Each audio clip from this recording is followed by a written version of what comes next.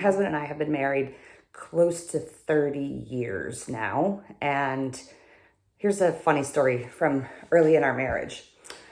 One day I went to walk into the bathroom to take a shower with a can of Coke in my hand.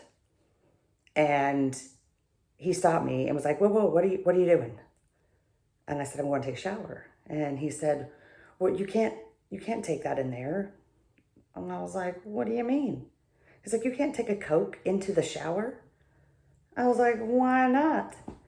And he was like, you can't, that's a rule. And we laughed. And we're like, a rule? Like in the universe? There's a rule that I can't take my Coke in the shower? I mean, I'm a grown person. If I take it in there, if it gets warm, it gets watery, because I brought it in the shower with me, that's on me, right? Why is that a rule? So we had a conversation about the kinds of rules that we make for ourselves in life.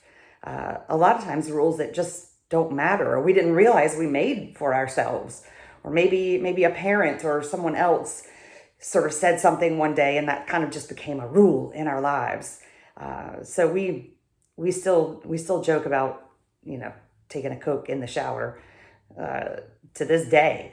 So it's just our way of saying to each other, hey, is that really a rule that we need? Does it make life better if I have this rule?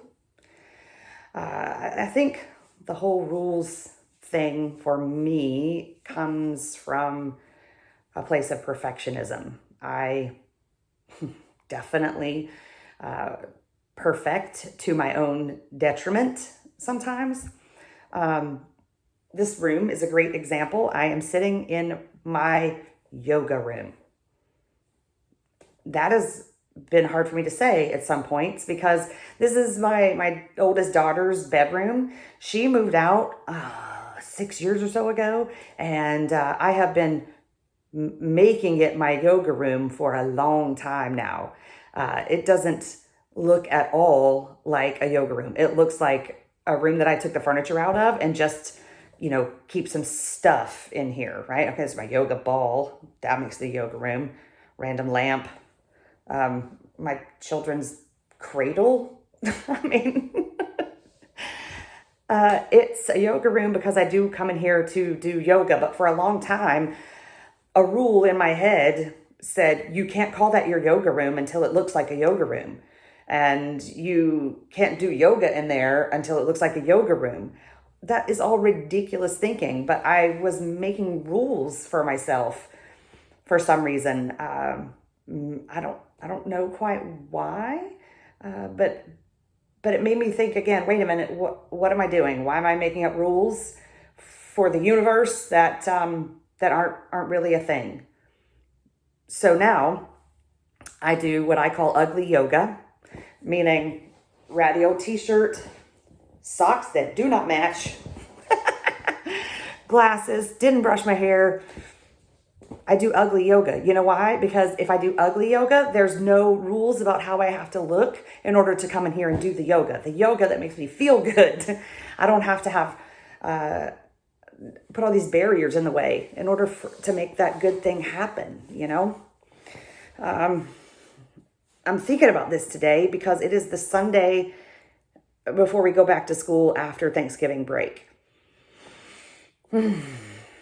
Massive case of the Sunday scaries. I don't even like admitting that is a thing that happens to me or us as teachers. But part of my struggle with Sundays is rules that I've somehow internalized about being a teacher. I feel like I should, have every possible lesson plan done, have my meals prepped, have my outfits picked out, and go to bed at, 8 p.m. and be refreshed for tomorrow. And I don't know, there's all kinds of weird rules that I've made up for how a Sunday should look if you're a good teacher. I can tell you that I have attempted many times to hit that mark of perfectionism for myself on a Sunday. I've also tried the whole self-care the whole Sunday. That just brings an avalanche of guilt. I don't know. I just sit in a bathtub all day thinking I should be being productive now. So that's also not useful. And again, this is all kind of like stirred together in a big pot of perfectionism and rule making and self-care. That is a stew that I struggle with a lot, especially on a Sunday. So I started thinking about making rules for myself that are productive, that are good for me. I mean, if I can make rules that make me feel bad, then why don't I just flip the script and make myself rules that make me feel good? So another story, I have a friend in grad school. He was a few years older than me, although we were in about the same class in graduate school for acting. And I was finding myself, staying up very late at night, doing work for class.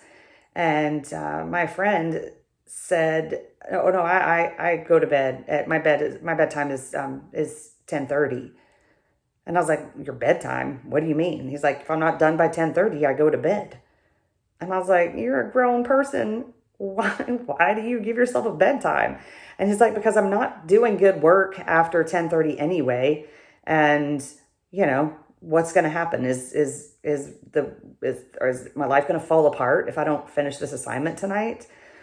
I mean, probably not. So I'm going to go to bed so that if my life does fall apart tomorrow because I didn't finish this assignment, I will be better equipped to handle it because I will have done the most restorative thing I can do, which is sleep."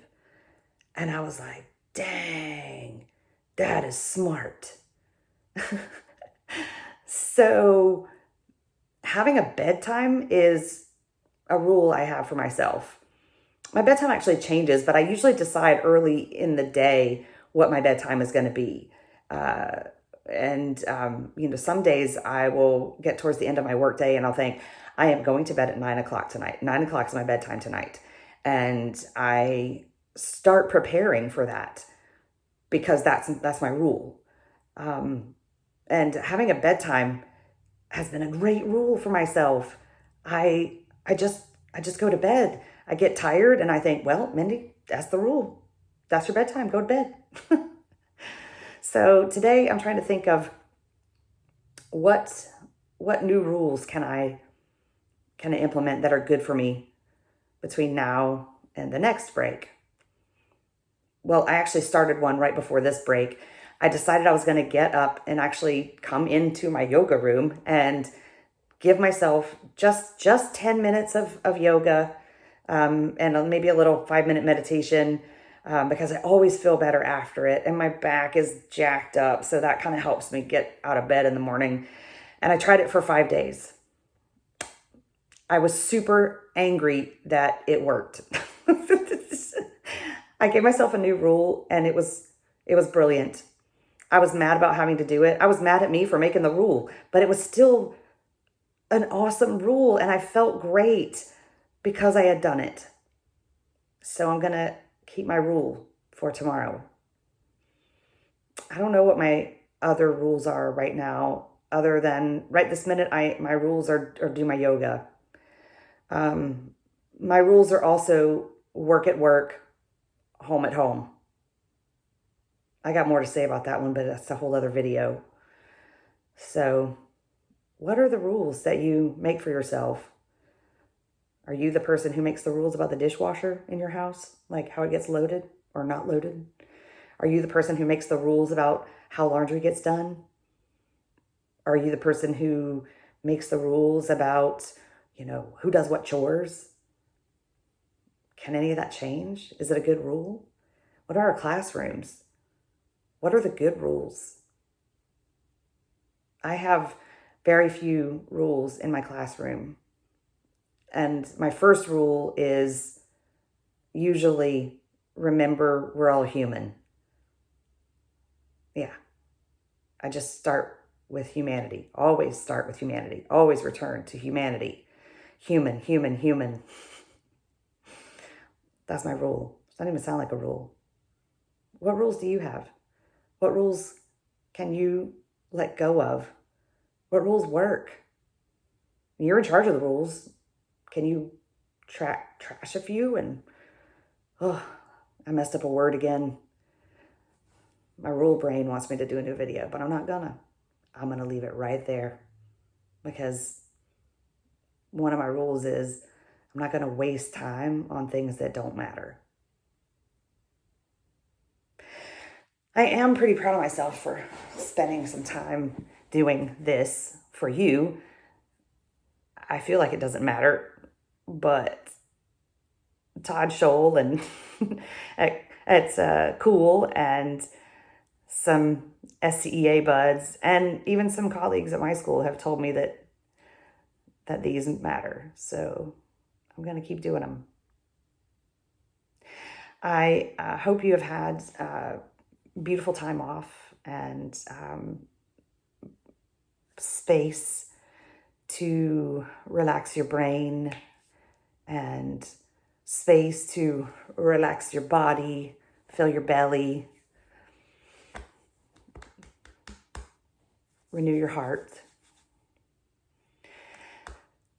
I wish you a peaceful tomorrow, peace in your thoughts, peace in your words, peace in your heart. Have a beautiful week.